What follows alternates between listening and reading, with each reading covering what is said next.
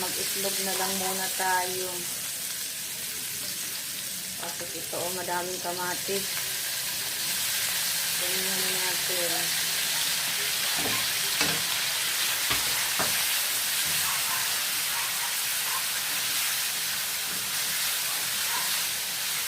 Magandang araw sa inyong lahat, sa aking mga followers. Ako ay nagluluto ng ulam namin. Ilagyan natin ng konting pitik para may lasa.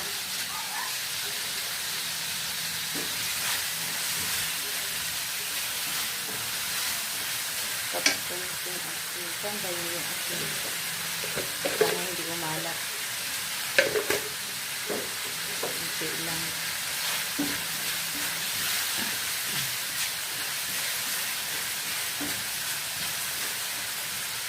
Grabe naman yung apoy ito.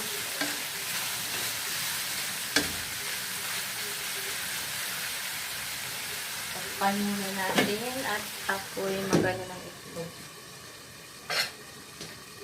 Stir ng itlog. Ito.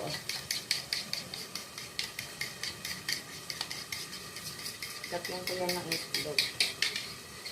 Papalambutin ko lang ang kamatis.